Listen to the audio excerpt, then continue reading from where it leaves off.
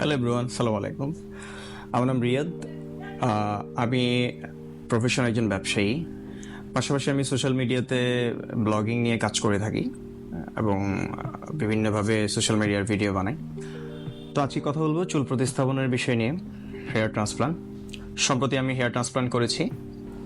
তো আমি আজকে আপনাদের সাথে শেয়ার করতে যাচ্ছি আমার টোটাল হেয়ার ট্রান্সপ্লান্ট জার্নিটা।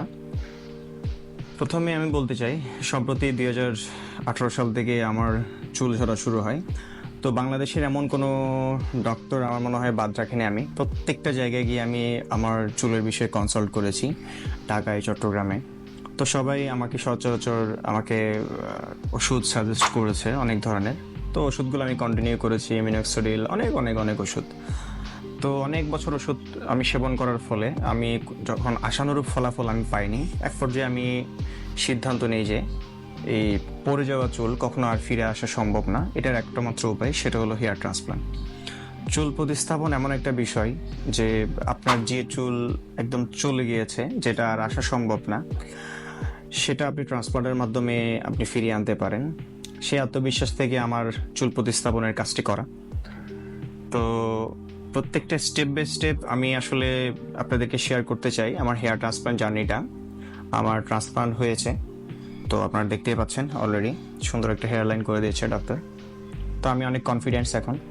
চুল আসলে অনেক কনফিডেন্সের একটা জায়গা। এবং হেয়ার ট্রান্সপ্লান্ট মূলত এমন একটা মেথড যেটার মাধ্যমে আপনি আপনার পড়ে যাওয়া চুলকে আবার রিপিট আপনি নিয়ে আসতে পারেন প্রতিস্থাপনের মাধ্যমে।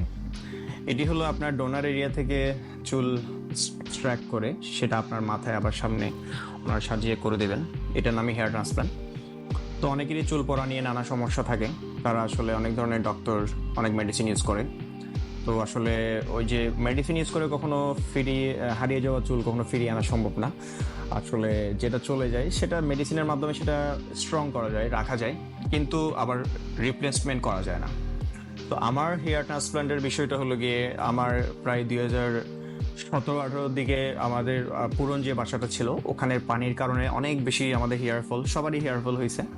তো এই সুবাদে আমি অনেক ডক্টর দেখিয়েছি বাংলাদেশে, ঢাকায়, চট্টগ্রামে যতগুলো ডক্টর আমি পেয়েছি, হিজামা থেকে শুরু করে প্রত্যেকটা আমি প্রসেস করে দেখেছি, কিন্তু আসলে আশানুরূপ কোনো ফলাফল আমি পাইনি।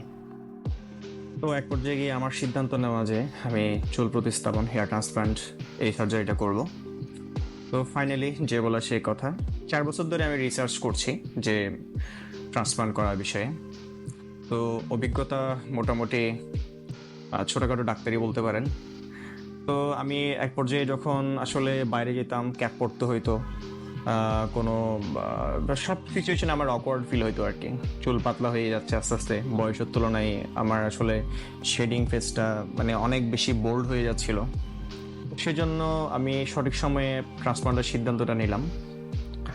আসলে ট্রান্সপ্লান্ট করার সিদ্ধান্তের অনেক বড় একটা বিষয়, কারণ আপনি যদি সঠিক সময়ে ট্রান্সপ্লান্ট না করান তাহলে কিন্তু আপনার পরবর্তীতে যখন আপনার সকল চুল বোল্ড মানে ডোনার এরিয়াতে যদি চুল না থাকে, তাহলে কিন্তু আপনি পরে ট্রান্সপ্লান্ট করার সিদ্ধান্ত নিলেও কিন্তু কোনো কিছু কাজ আসবে না। তো আমি এই ভিডিওতে শেয়ার করতে চাইবো প্রত্যেকটা বিষয়, যে ট্রান্সপ্লান্ট কিভাবে করলাম, কোথায় করলাম এবং কত টাকা খরচ হলো, এবং ট্রান্সপ্লান্টের পরবর্তী বিষয়গুলো স্টেপ কী কী করতে হবে, প্রত্যেকটা বিষয় আমি আপনাদের সাথে শেয়ার করব। আশা করি আমার ভিডিওর সাথে থাকবেন। ভিডিও আপলোড দেওয়া হবে কন্টিনিউয়াসলি এই চ্যানেলে। তো আপনারা প্রশ্ন থাকলে করতে পারেন, আমি আপনাদের প্রশ্নের উত্তর করার চেষ্টা করব। আর আমার জার্নিটা আমি প্রত্যেক দিন আপডেট দিব, আপনারা সাথেই থাকবেন। ধন্যবাদ, সালাম আলাইকুম।